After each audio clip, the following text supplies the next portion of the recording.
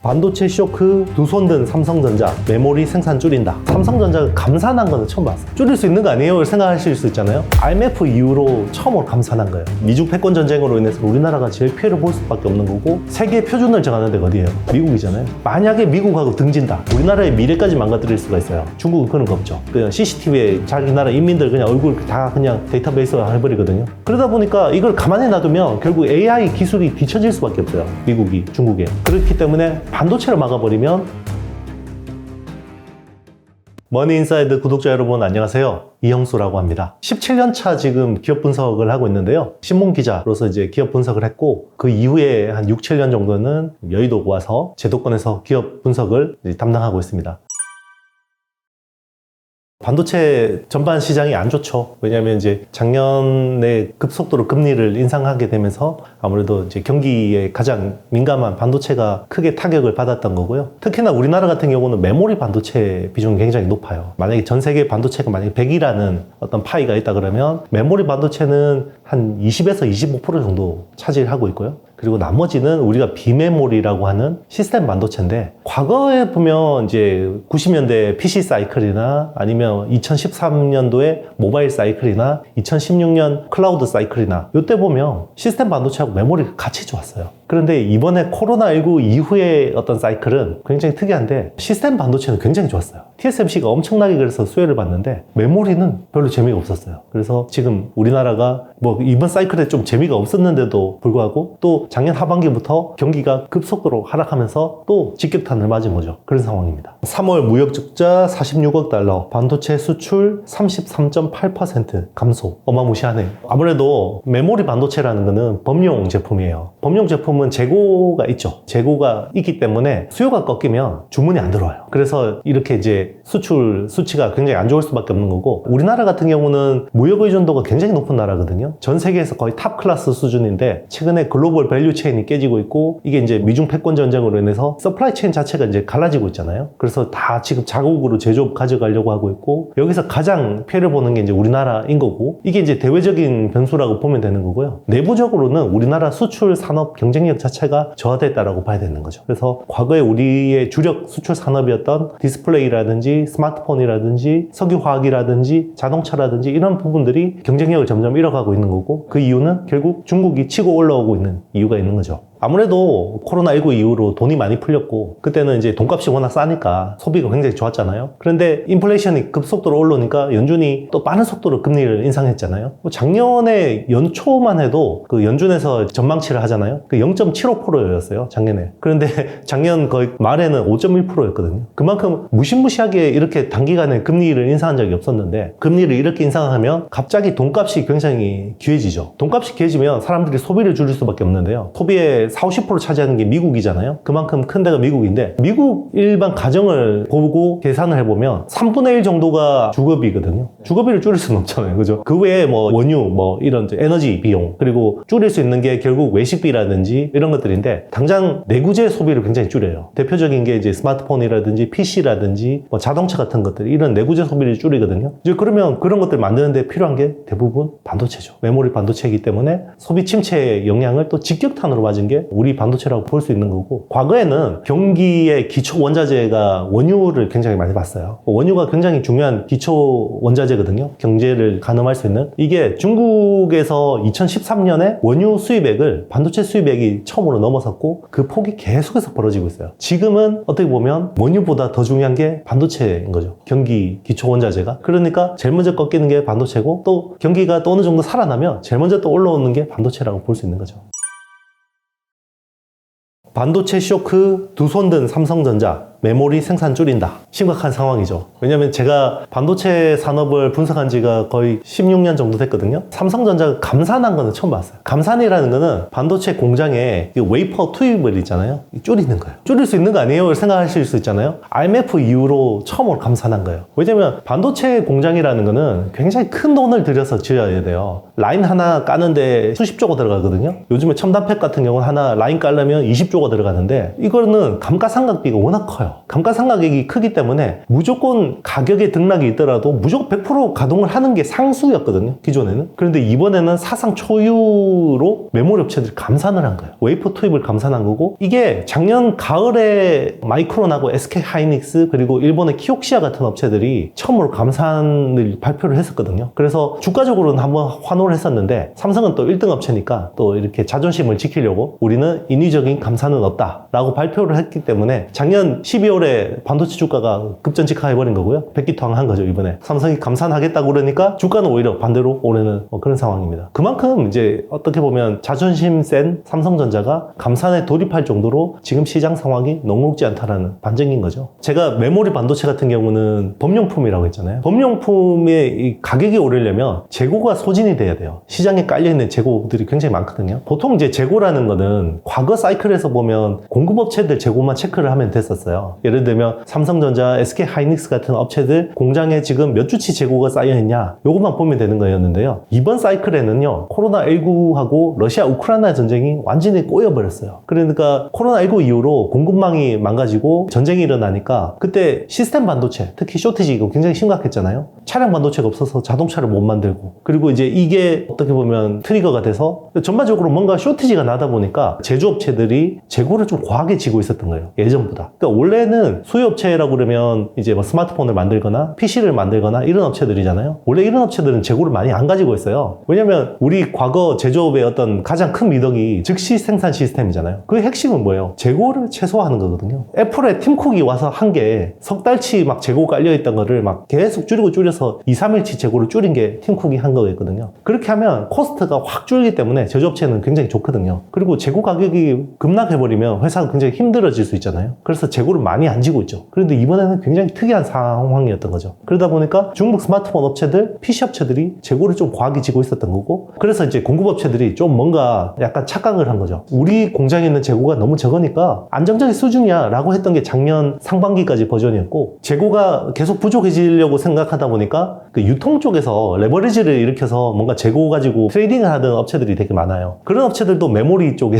좀 재고를 지고 있었던 거죠. 그러니까 이번에 주체는 수요업체, 공급업체, 유통업체가 다 재고를 지고 있었는데 갑자기 수요가 확 꺾이니까 작년 하반기부터 세 곳에서 재고가 막 튀어나오기 시작한 거죠. 가격이 급락을 하는 거예요, 가격이. 지금 그러면 새로 뭔가 수요업체에서 주문이 들어오려면 시중에 깔려있는 재고들이 소진이 돼야 되잖아요. 그게 이제 진짜 바닥인 거죠. 그거를 기다리고 있는 상황이고, 저는 이제 그 시점이 빠르면 5월, 6월, 그리고 늦어도 올 하반기에는 재고가 줄어들고 주문량이 늘어나는 시즌이 올 거다라고 보고 있는 건데요. 그게 결국 삼성전자가 감산에 동참한 게 굉장히 큰 역할을 했다 보고 있습니다. 메모리 반도체 가격이 다시 상승하기 시작하면 기존에 적자를 보던 업체들이 다시 수익으로 돌아서고, 또 이게 세게 돌아서요. 이렇게 메모리 반도체 같은 경우 워낙 또 변동성이 크기 때문에 빠질 때도 이렇게 빠지지만 올라올 때도 이렇게 올라오거든요. 그러면 또 갑자기 쇼티지가 발생해요. 반도체 같은 경우는 1%, 2%의 어떤 쇼티지나 공급 과잉으로 인해서 가격은 뭐 20%, 30%씩 움직여요. 실제로 보면 공급 과잉의 물량 비중에 비해서 지금 반도체 가격 빠진 게 너무 크잖아요. 그게 이제 우리 무역 수치에도 영향을 미치는 거고, 반대로 이야기하면 하반기에 만약에 조금이라도 쇼티지가 난다 그러면 가격은 급반등을 해버리는 거예요. 그거를 또 주가는 6개월, 9개월 선행해서 땡겨버리기 때문에 올 1분기에 주가가 이렇게 좋았던 거죠.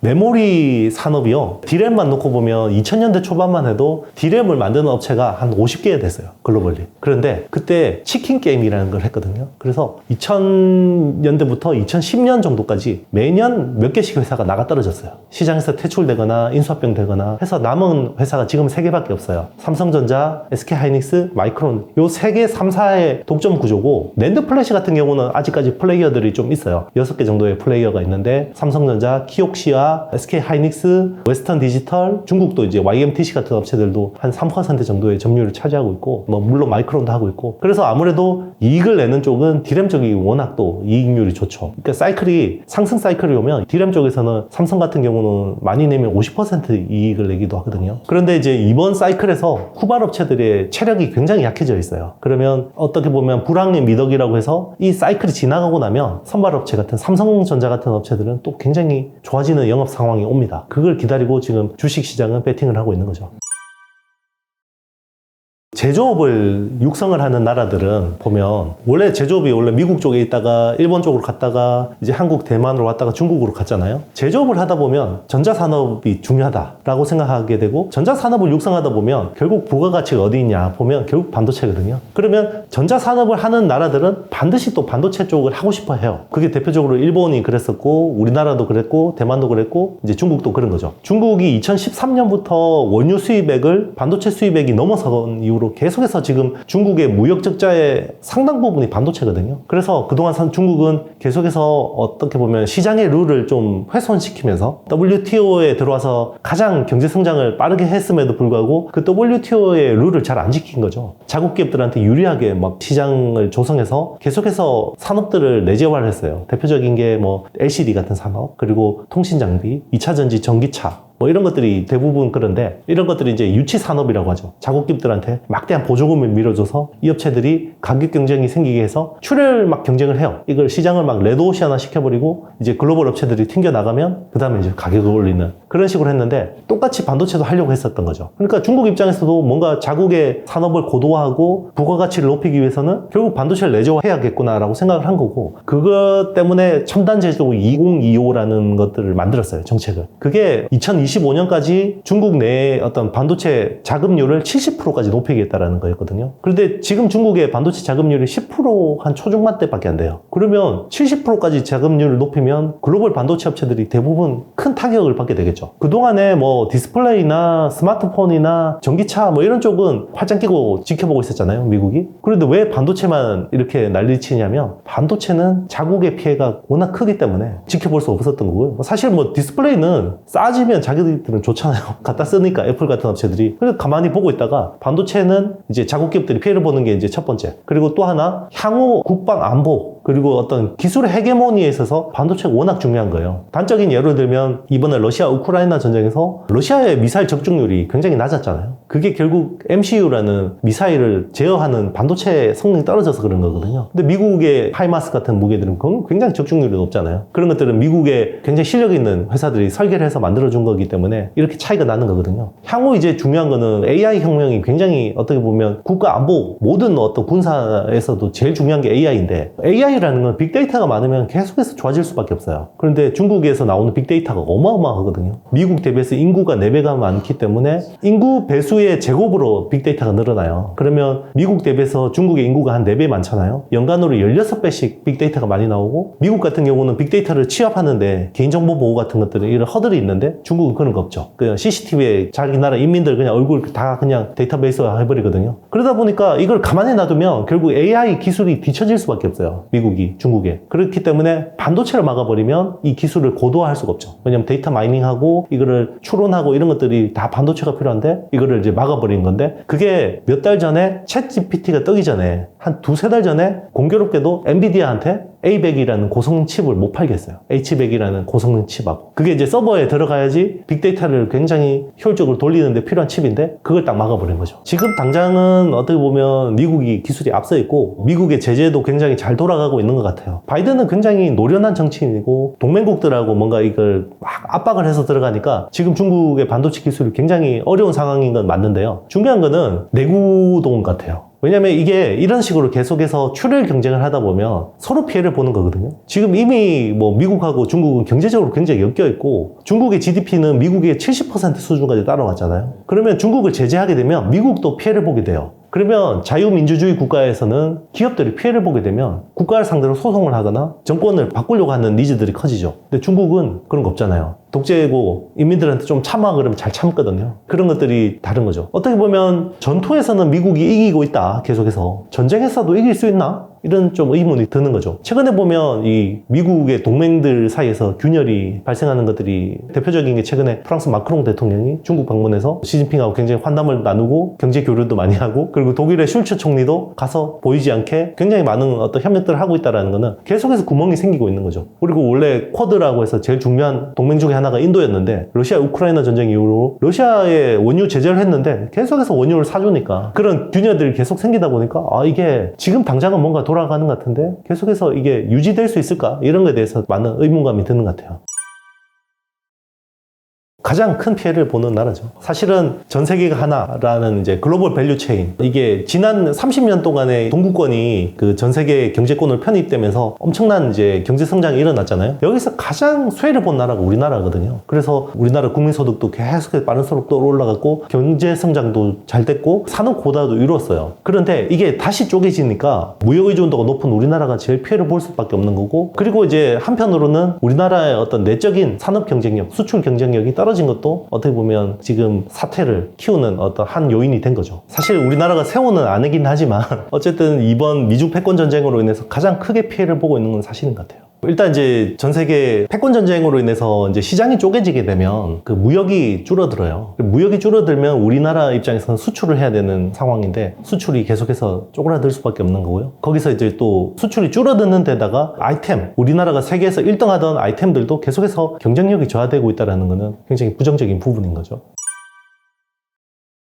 70년대는 반도체가 이제 막 이제 부흥을 하던 때인데, 그때 당시에 문제가 뭐냐면 너무 좋은 건 알겠는데 너무 비싼 거예요. 그래서 기업들이 써줄 수가 없었어요. 그때 미국이 어떻게 했냐면, 그때는 소련하고 우주 경쟁을 막 하던 시대였거든요. 그러니까 우주 항공 쪽에 반도체를 많이 써준 거예요. 수요가 생기니까 공급업체들도 계속해서 기술 발전을 하게 되잖아요. 그리고 코스트를 낮추고, 그러면서 70년대는 미국의 시대였죠. 그런데 이게 80년대 가면서 일본이 70년대 전자산업을 열심히 해서 80년대부터 막 반도체 기술을 올라오기 시작한 거예요. 80년대 중후반 가면 전 세계 탑 10 반도체 기업 중에 한 7개가 일본 기업일 정도로 기술이 확 밀려버린 거예요. 그러니까 기술 경쟁으로 도저히 안 될 것 같으니까 미국이 일본을 이제 무역 가지고 막 괴롭히기 시작합니다. 그때 나온 게 슈퍼 301조라는 초법적인 무역 보복 조치가 사실 일본 반도체 때문에 나온 거거든요. 보복 관세를 엄청나게 때릴 수 있는 거예요. 거의 뭐 법의 한도를 넘어설 정도로 그렇게 할 수 있는 건데, 그런 식으로 계속 일본을 괴롭힌 거죠. 그리고 나서 밀 반도체 협정이라는 걸 요구를 합니다. 어떤 내용이냐면, 당시는 사실 미국 반도체가 거의 뭐 나락으로 가던 때였고 쓸만한 반도체가 대부분 일본 반도체밖에 없었어요. 그런데 미국이 미국 내 일본 반도체 점유율이 50%를 못 넘게 했고, 이거는 오케이라고 쳐도요, 미국 반도체를 일본이 수입하는 비중이 그때 당시 한 10% 정도 됐는데 이걸 20%로 늘린다. 살 게 없어도 억지로 할당 맞추려고 사줘야 되잖아요. 이제 그런 것들을 이제 일본 정부가 약간 나이브하게 받아들여 버린 거죠. 그리고 나서 그것조차도 안 되니까 플라자 합의라는 걸 통해서 엔화 가치를 2배로 높여버렸어요. 그게 결국 일본의 잃어버린 20년을 만들어버리는, 그걸로 인해서 엄청난 버블이 일었고, 주식시장도 버블이 일고, 부동산 시장도 버블이 일고, 그게 빵 터지면서 일본이 전 세계에서 유일하게 디플레이션이 일어나는 나라가 된 거죠. 그런 식으로 이제 미국이 다시 또 패권을 가져왔고, 그걸 통해서 지난 몇십 년 동안 패권을 짱짱하게 유지하고 있었는데, 이제 중국이 올라오니까 그걸 또 똑같이 이렇게 손을 봐주겠다라는 거죠. 근데 그때하고 좀 다른 거는, 보통 2등 국가가 미국의 패권을 위협하는 그 시점에선 타이밍이 딱 좋은 게 GDP 대비해서 한 40% 정도 올라왔을 때 딱 때리면 제일 좋아요. 그런데 중국이 한 40% 정도 올랐을 때 딱 때려줘야 되는데 그때 금융위기가 터졌어요. 그러니까 미국이 정신을 못 차리니까 중국을 손볼 여유가 없었던 거예요. 그리고 그때는 금융위기를 극복하는 데 있어서 중국이 좀 과잉 투자를 해줬거든요. 설비 투자들을. 그런 식으로 수요를 일으켜주는 역할을 했기 때문에 그때 뭐 중국을 손보고 이럴 상황이 아니었는데, 지금은 미국의 GDP 대비해서 70%를 넘어선 상황이기 때문에 이제는 예전에 일본이나 독일을 무너뜨릴 때처럼 이제 뭔가 수월하게는 안 되고, 지금은 이제 미국도 중국을 무너뜨리려면 큰 타격을 받을 수밖에 없는데, 중요한 거는 미국 국민들이 다 그걸 오케이 했다라는 거예요. 민주당이든 공화당이든. 네. 미국이 이제 IRA라고 해서 인플레 감축법하고 칩스법이라는 반도체 법안인데, 일단 IRA 법은 우리나라 2차 전지 산업에는 좀 긍정적이었어요. 그래서 지금 굉장히 2차 전지 관련주들이 많이 오른 거고, 반대로 전기차 산업에는 좀 피해가 컸죠. 왜냐면 IRA 법 이전에는 현대기아차가 테슬라 다음으로 미국에서 두 번째로 잘 팔리는 전기차 브랜드였는데, 지금 그 법이 발효되고 나서 6, 7등까지 밀렸거든요. 그리고 이번에 그 IRA 법의 세부 조항이 나오면서 해당 차종들이 발표가 됐는데, 거기에 전부 미국 브랜드밖에 없었거든요. 심지어 기존의 현대차가 만든 GV70이라는 전기차는 기존 룰대로 하면 보조금을 받았어요. 그런데 이번에 바뀐 룰에서는 보조금에서 제외가 된 거죠. 그러면 이게 7,000불이니까 한 1,000만 원 정도의 차인데, 이거는 자동차 시장에서 굉장히 큰 타격이거든요. 그게 이제 부품 조항, 어떤 미국 내에서 생산한 부품, 그리고 배터리 광물 조항, 이런 것들을 못 맞췄다고 해서 빠진 건데, 결국은 미국이 노골적으로 자국 기업 밀어주기를 하는 거고, 그리고 반도체 칩 칩스법 같은 경우도 일단 보조금을 주는 거는 굉장히 긍정적이라고 생각했어요. 뭐 세액공제를 25%까지 해주고 여러 가지 R&D 비용 지원해주는 이런 것들을 기대를 했었는데 이 세부 조항들 자체가 너무 엉망인 거죠. 우리 입장에서는 말도 안 되는 거고, 대표적인 게 일단은 보조금을 받으면 반도체 팹을 미국 공무원이 수시로 드나들 수 있게 해놨어요. 근데 반도체 팹은요 전부 기밀이에요. 반도체 팹에 있는 것들은. 그런데 수시로 드나들겠다라는 거는 이게 미국 공무원인지 CIA 요원인지 어떻게 알 수가 없잖아요. 그런 식으로 기술이 유출을 안 된다는 보장이 없는 거고, 그리고 보조금을 받았으면 초과 이익에 대해서 공유를 해라. 최대 75%까지. 그러니까 이런 말도 안 되는 조항들이 엄청나게 많은데, 어쨌든 지금 뭐 세계 최강국인 미국이 주도하는 거기 때문에 우리는 좀 불합리하지만 어쨌든 이런 것들을 이제 대화와 외교를 통해서 설득을 하는 수밖에 없는 거죠.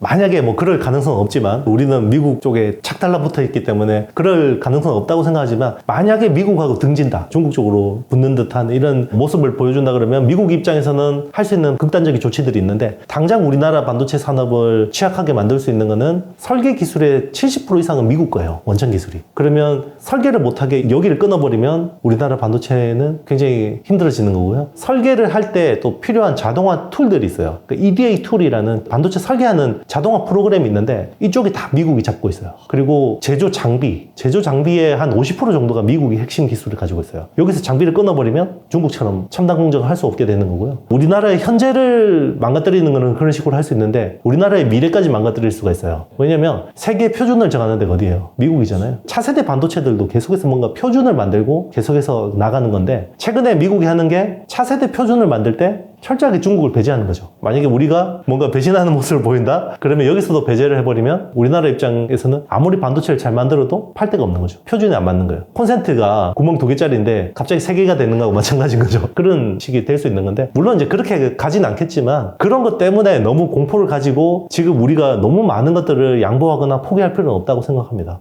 대화와 설득을 통해서, 심지어 로비를 통해서 우리 국가, 기업들한테 유리하게 뭔가 끌고 오는 노력들이 필요할 것 같아요. 메모리 시장의 70%를 우리나라가 장악하고 있거든요. 당장 뭐 우리나라 메모리 반도체 팹 하나가 망가져도요, 전 세계가 지금 난리가 날 거예요. 그만큼 또 중요한 우리의 기술들이 있고, 그동안 우리가 또 산업 고도화를 해오면서 나름의 어떤 기술들을 많이 가지고 있거든요. 지금 뭐 특허 출원 이런 쪽에서 봐도요, 우리나라 서울하고 수원 클러스터 쪽에서 나오는 이런 특허들이나 이런 것들이 양이나 질적인 측면에서 세계 탑 수준이거든요. 그런 것들을 감안하면 미국도 우리나라를 손보려면 자국 기업이나 자국의 어떤 경제에 손상이 없이 그렇게 되지는 못하죠. 지금 애플이라는 미국의 세계 최대 기업이잖아요. 여기에 생산의 90%가 지금 중국에 있어요. 그러니까 어떻게 보면 애플이 중국에서 탈출하는 시간이 우리한테 남아있는 데드라인이다라고 보시는 분들도 있어요. 물론 이제 애플이 뭐 제조 라인을 100% 외부로 빼고 있지는 않겠지만, 그래도 점진적으로 계속 인도나 인도네시아 같은 쪽, 베트남 쪽으로 계속해서 제조를 분산하려고 하고 있고, 또 뭐 이게 제대로 될까라는 의견도 있어요. 왜냐하면 테슬라 같은 업체들은 갑자기 또 중국에 메가팩토리 짓겠다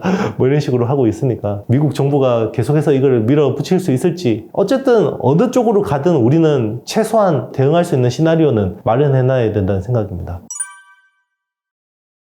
반도체 산업 입장에서 보면 당장 단기적으로 챙겨야 될 거는 한미 정상회담 하잖아요. 지금 중국에 대한 가드레일 조항을 1년 유예를 해줬어요. 그러니까 미국이 지금 중국에는 파운드리 14나노 이하 기술, 그리고 디램 18나노 이하 기술, 그리고 낸드 플래시 128단 이상의 기술을 못 들어가게 막았는데, 이거를 국내 기업들이 중국 팹이 워낙 많잖아요. 그러니까 1년 유예를 해줬어요. 그게 올 10월이 되면 1년 유예가 끝나요. 그러면 유예가 끝나면 그 공장을 업그레이드를 못해요. 그러니까 1년 유예를 더 받는 조치가 굉장히 중요하고요. 단기적으로는 이게 제일 중요한 것 같고, 좀 장기적으로 봤을 때는 미국 주도의 새로운 차세대 표준들 있잖아요. 여기서 우리의 역할 비중을 키우는 게 중요할 것 같아요. 우리가 참여하는 비중도 키우고, 우리 기업들이 여기서 좀 많은 역할들을 할 수 있게 많이 요청해야 될 것 같아요. 우리 용인 반도체 클러스터 만들잖아요. 이런 데도 이제 글로벌 기업들, 특히 미국 기업들 많이 들어오게 해서 투자나 인력 양성들도 할 수 있게 뭐 이런 노력들이 필요할 것 같습니다. TSMC는 그동안의 초호황이었죠. 워낙 뭐 지난 2-3년 동안 업황 자체가 너무 좋았고요. 지금은 이제 매출 규모로도 삼성을 넘어설 정도로 됐고, 이익률이 뭐 40% 50%씩 됩니다. 시장 점유율이 TSMC는 아직도 파운드리 시장에서 50 5% 정도 되고 삼성은 지금 15%에 불과해요. 그러니까 아직까지 경쟁의 어떤 그 수준 자체가 다른 거죠. 다만 좀 고무할 부분은 전 세계에서 10나노 이하의 파운드리를 해줄 수 있는 회사는 전 세계 딱 2개밖에 없어요. TSMC하고 삼성 파운드리. 그러니까 삼성 파운드리가 조금만 잘해주면 TSMC를 어느 정도 위협할 정도가 되면 지금 미국 입장에서도 삼성 파운드리를 뭔가 끌어줄 수 있는 요인이 생길 수 있는 거죠. 과거 일본이 반도체 산업이 부흥할 때 국가적인 차원에서 많이 밀어줬어요. 반도체를 만드는 업체를 반도체 소자 업체라고 하거든요. 뭐 삼성전자, SK하이닉스 같이 IDM이라고 하죠. 종합반도체 회사. 설계도 하고 제조도 하는 회사들도 있고 이 회사들만 키운 게 아니라 그 밑에 있는 서플라이 체인들, 소재, 부품, 장비를 하는 회사들을 같이 키웠어요. 그런데 그 일본 반도체 소자 회사들은 경쟁력이 없어서 나가 떨어졌죠. 다 대부분. 그래도 소재, 부품, 장비 업체들은 계속해서 경쟁력을 유지하면서 한국이나 대만, 중국하고 계속 거래를 해왔던 거예요. 몇 년 전에 아베 소부장 사태가 발생했던 것도 일본의 소재 기술이 뛰어나기 때문에 오히려 자기들이 파는 입장이면 을인데도 불구하고 우리를 오히려 더 공격해버린 거죠. 일본은 계속해서 소재 부품 장비 기술이 좋아요. 그러다 보니까 지금은 반도체 공정을 40나노 수준밖에 못 하거든요. 지금 그런데 삼성이나 TSMC 같은 경우는 지금 4나노, 3나노 경쟁하고 있는데 기술이 너무 뒤처지잖아요. 그러다 보니까 TSMC를 끌어들인 거예요. 일본 내 팹을 짓도록 하고 엄청나게 많은 그 어떤 지원을 해준 거죠. 그리고 이제 라피더스라고 해서 일본에 또 이제 반도체 연합군들을 만들어서 향후 2나노 공정을 개발하겠다 뭐 이런 것들을 하고 있는데 잘 될지는 지켜봐야 되겠죠. 아무래도 지금 어떻게 보면 가장 발빠르게 미국 쪽으로 붙어서 자기들한테 유리하게 뭔가 상황을 끌고 가려고 하는 게 이제 일본하고 대만인데 그 가운데서도 우리가 또 공간을 찾는 게 필요한 것 같고요. 어떻게 보면 우리 입장에서는 좀 심플하지 못한 게 왜냐면 우리 반도체 수출의 또 40%는 중국이고 20% 홍콩인데 이 홍콩은 대부분 홍콩 통해서 중국 들어가는 거예요. 그러면 우리 반도체, 메모리 반도체 수출의 60%가 중국인데 또 이거를 너무 또 중국을 배제하는 쪽으로 뭔가 붙었다가는 사드 사태 때라든지 이런 것처럼 우리가 피해를 볼 수 있기 때문에 뭐 쉽지 않은 상황인 건 맞죠. 1930년 대공환 경험한 적 있으세요? 아무도 없으시죠? 그렇다면 여러분 인생에 2020년 팬데믹 경제 위기, 그런 경제 위기는 생애 처음 경험하신 것이다. 삼성전자가 10만 전자 찍을 뻔했다가 9만 전자로 떨어집니다. 뭐라고 해요? 싸다? 담아라. 또 5만 전자 떨어집니다. 바겐세일이다. 담아라. 여러분 주식을 떨어질 때마다 사는 겁니까? 여전히 주식 담으라고 했던 사람들 결과적으로 뭡니까? 안타깝게도 장님이었던 겁니다.